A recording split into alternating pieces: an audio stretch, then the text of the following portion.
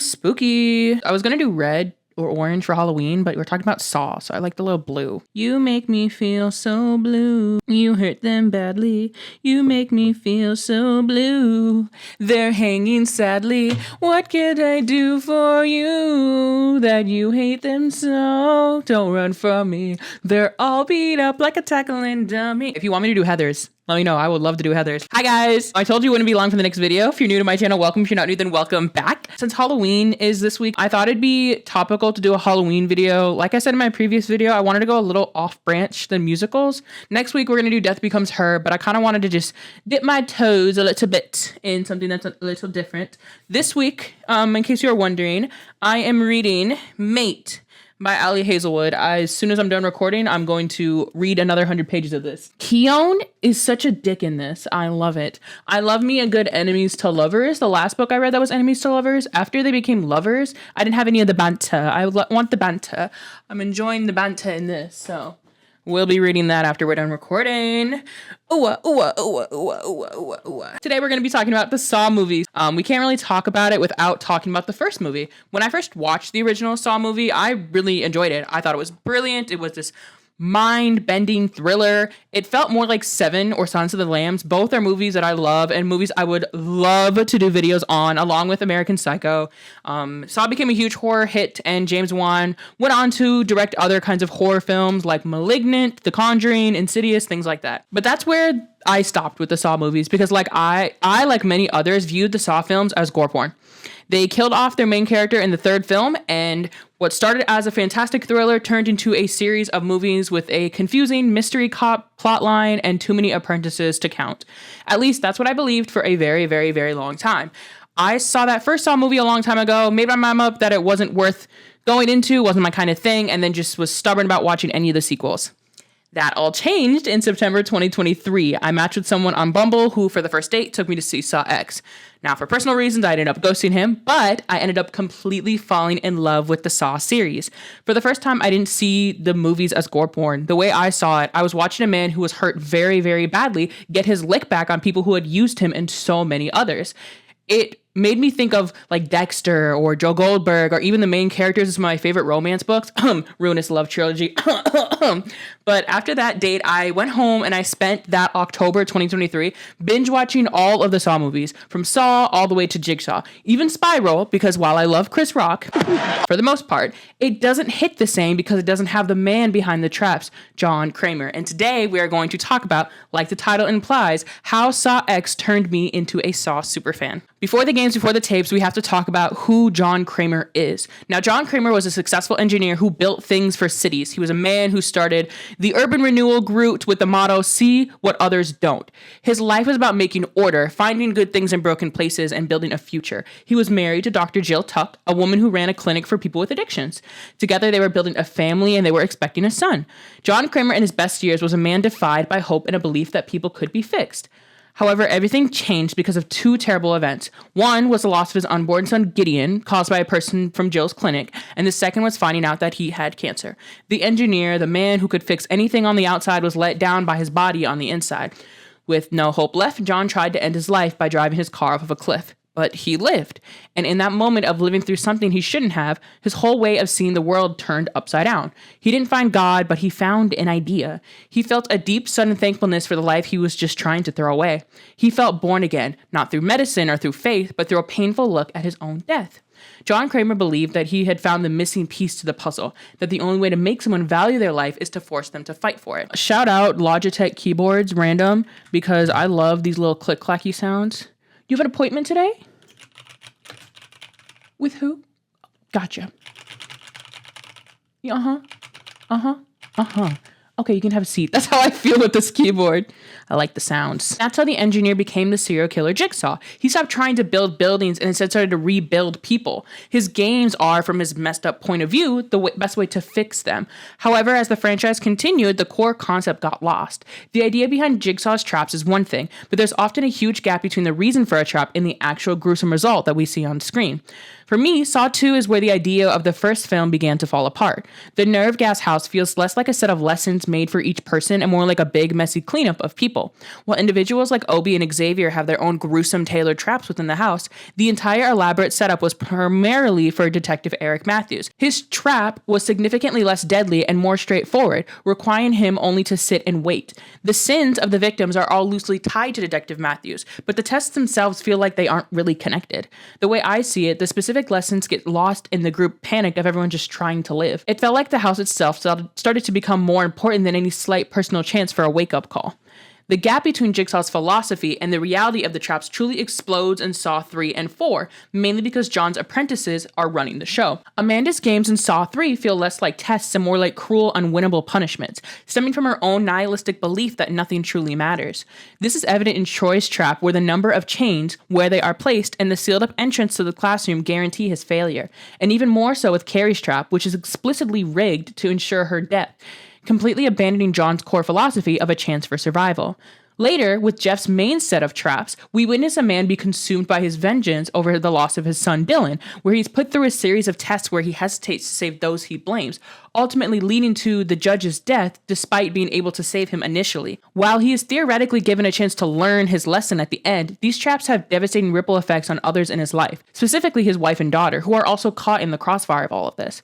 Saw 4 presents a harsh examination of the savior complex through Riggs' narrative, particularly when considering the moral standing of those he's driven to rescue. The traps in this film relentlessly challenge Riggs' compulsive need to intervene and pull individuals back from the edge. This isn't just about learning to appreciate one's life, it's a brutal dismantling of Riggs' core conviction that everyone can be saved, and perhaps more significantly, should be saved. One way to read this is that the film deliberately places Riggs in situations where his inherent desire to save people is pitted against the harsh realities of his victim's past. Brenda, for instance, who forces young women into prostitution, and Ivan, a serial rapist, are presented as individuals whose lives, in the twisted logic of Jigsaw, are not necessarily worth saving in the traditional sense. Their traps are designed to reflect their transgressions, and Riggs' attempts to save them, or allow them to save themselves, often lead to further complications or even their own demise, whether they deserve it or not. Now, Morgan, a victim of domestic abuse, presents a unique case. Unlike Brenda or Ivan, she isn't a perpetrator, but a woman trapped in a cycle of violence perpetrated by her husband against her and her daughter. Her inclusion creates a flaw in this philosophy. Not everyone needs to be saved from a trap, but rather their circumstances, requiring resources and assistance that Jigsaw's games deny. This distinction is further highlighted by Mark Hoffman, the apprentice orchestrating these games. Hoffman's tests, driven by a colder form of justice than John's original vision, strip away any idea of genuine rehabilitation. What remains is a complex chain reaction of suffering and the undeniable sense that the why behind the games is lost. Saw 3D, or Saw 7, centers on Bobby, a man who built his career on a false claim of being a Jigsaw survivor. The film's core test for Bobby explores his willingness to sacrifice for those he exploited, rather than directly punishing his deception. He's forced to confront the repercussions of his lies by attempting to save the people he lied to, with his repeated failures highlighting the emptiness of his claims. However, the film's impact is diminished by several different plot lines in this film. The ongoing cat and mouse game with Hoffman and his eventual capture, while providing closure to that arc, felt like a distraction from Bobby's personal journey. Additionally, the public trap involving Brad and Ryan, though visually interesting to watch, felt disconnected and incredibly misogynistic from the film's main philosophical message, primarily as the victim is intended to learn the lesson, a concept that I believe contradicts John Kramer's philosophy. Even the gruesome junkyard trap with the neo-Nazis, while delivering a certain satisfactory kind of justice, ultimately didn't contribute to the overarching philosophical themes that define the best of the Saw franchise. By the time the Saw series attempted to restart with Jigsaw and Spiral, the core concept had developed from a philosophical exploration into a brand name. In Jigsaw, the games felt like an empty greatest hit of traps, devoid of the original moral. For example, the Buckethead trap, despite its visual impact, appeared to be a copy of earlier head traps, lacking a clear, individualized lesson for the victim's specific sins. While we did get to experience that later with the motorcycle trap and with the needle trap, both of those instances gave people who really had the chance to save themselves not take that opportunity. And all the other traps didn't give those people individualized punishments for their sins. Those are the only two within those films that I can think of off the top of my head that were specific to those individuals. Similarly, the laser collar trap at the very end for the corrupt detective seemed to prioritize spectacle over offering a genuine chance for self-reflection and survival, ultimately feeling more like an execution than an actual test of will. Spiral, while an interesting detective film, once again presents traps that resemble a vigilante's symbolic execution rather than a philosopher's twisted lessons. The copycat killer targeting corrupt police officers appeared to be solely focused on punishing their moral failings. There was no sense that victims possessed a key to their salvation, neither a physical one nor even the conceptual idea to a path of redemption. The tongue rip trap, for instance, designed for a lying officer, felt like a straightforward punishment for dishonesty, offering no real opportunity for survival through behavioral change. The finger trap for the corrupt detective, though gruesome, also lacked the intricate psychological component of John Kramer's earlier games, where victims were compelled to confront their own choices. Also, that trap was very easy to get out of, if we use this thing up here. There are a lot of Saw traps in the franchise that if we use this thing up here, we could easily get out of them. Now, there are other traps in the Saw franchise. The first ones that come to mind is like the Venus flytrap from the second movie, where we had to rip open his eye. I'm just going to pray because we got to go. But the one with the finger trap, or there's the one in Saw 2 as well, where she like puts both hands in to get the needle out. Let's use this up here, guys. If we're putting a Saw trap, okay? A lot of Saw traps, when we get into the traps, you can't hesitate and you got to think. Because again, John explains the rules to you. He explains what you got to do. So when he explains the rules to you, unless you're in a crazy trap where it takes a multi-step process that's going to involve a lot of pain, or you're just mutilating yourself, listen to what he's saying and jump into it with a quickness, or you're going to die. The series had completely forgotten what made the original concept so terrifying and personal: the agonizing choice between self-preservation and moral awakening. Now, there are times when the games worked. Saw 5 tries to get back to a more interesting, deep question with the main Fatal Five. It's not just a random bunch of people. They're all connected by a crime they all committed together for their own gain. The set of tests, for me, feels like it's trying to ask a tricky question. Will you do the same every person for themselves selfish thing that described your crime, or will you find a way to work together and live? The traps, like the necktie, the ceiling jars, are designed for the group of 5, the Fatal Five, who are all involved in a building fire that resulted in the deaths of 8 people. These traps are not individually tailored to each person's specific sin, but collectively challenge their inherent selfishness. For instance, the 10 pints of sacrifice, which is the very last trap in the film, forces them to sacrifice a certain amount of blood to open a door, a clear test of their willingness to endure pain for the greater good of the group. And by that point, there are only 2 people alive instead of 5.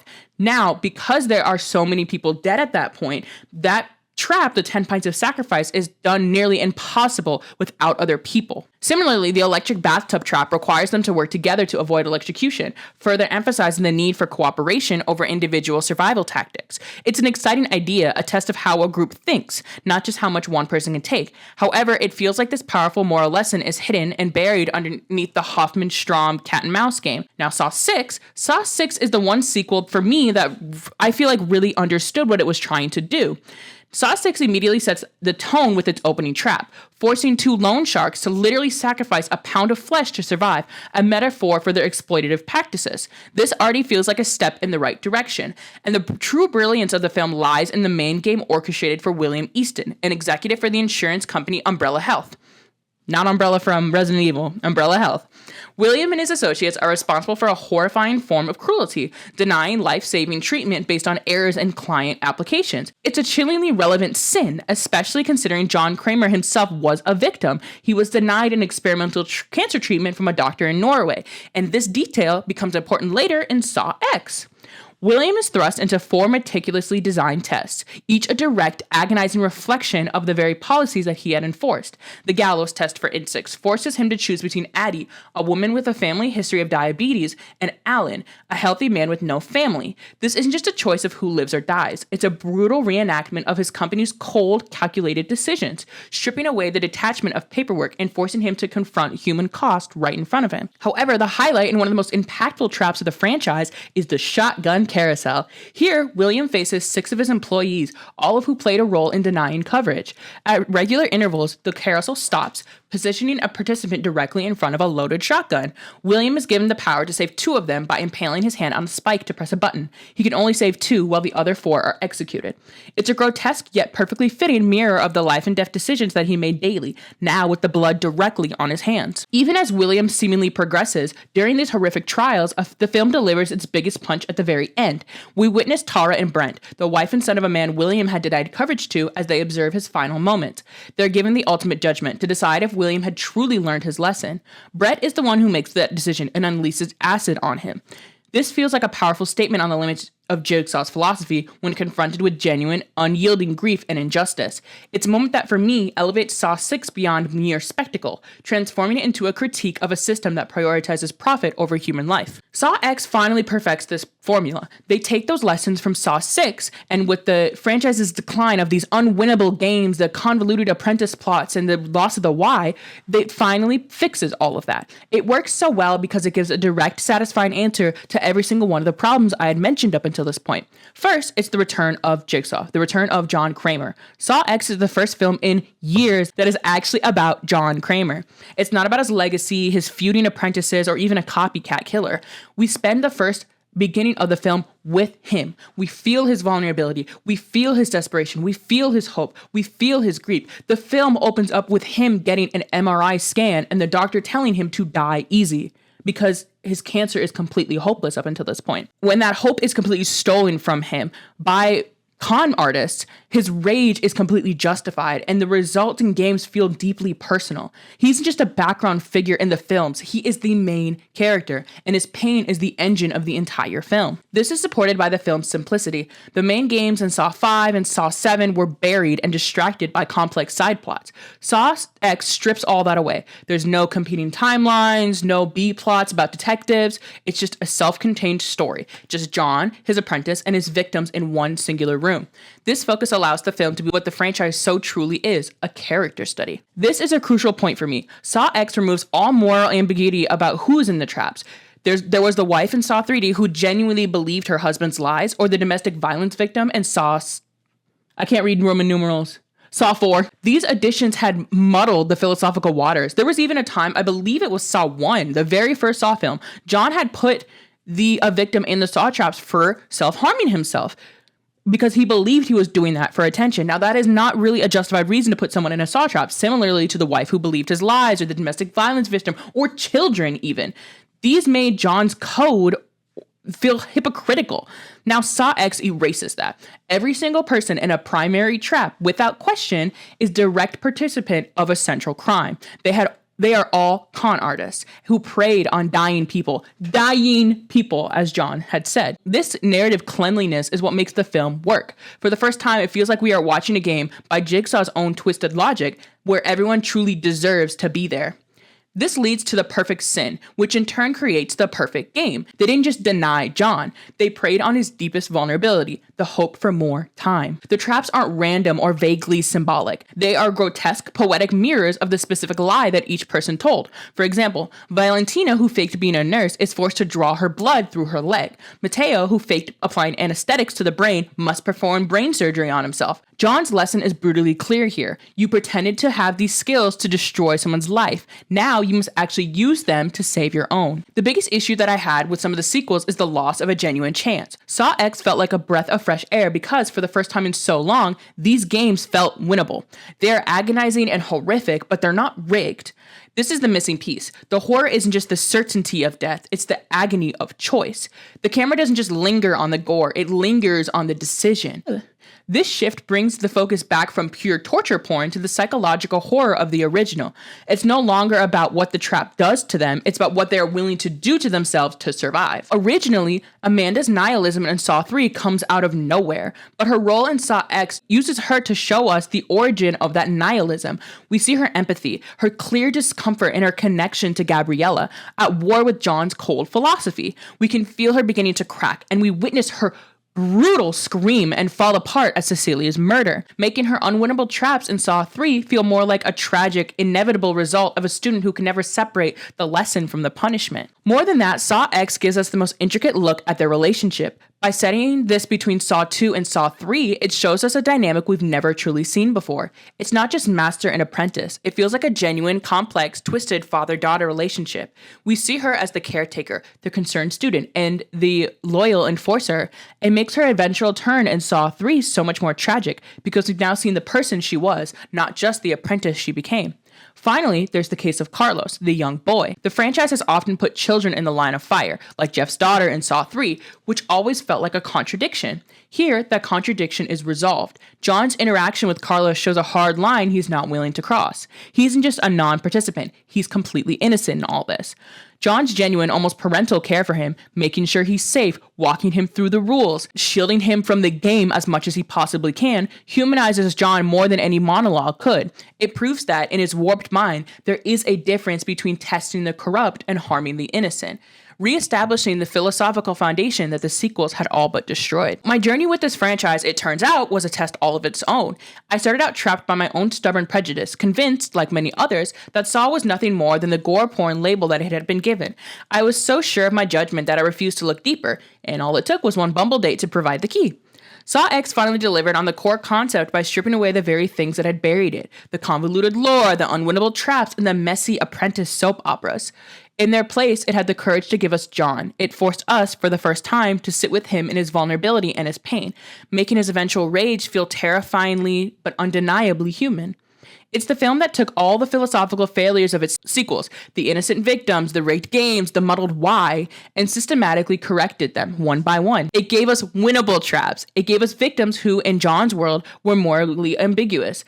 And it gave us a self-contained character study that reminded us why the series became a phenomenon in the first place. Saw X wasn't a back-to-basics movie, it was a back-to-the-point movie.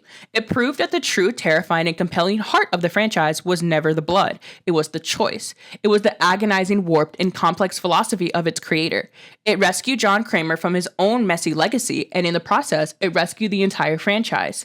It's the film that finally let me see what others don't, and it's the film that, against all odds, made me love a franchise that I hated so much. In the end, Saw X finally made good on a promise of the original film. It feels as though, after all the sequels, the series remembered its own why. By stripping away the lore and focusing on John Kramer not as a god, but as a deeply broken, vulnerable, and betrayed man, it gave the traps meaning again.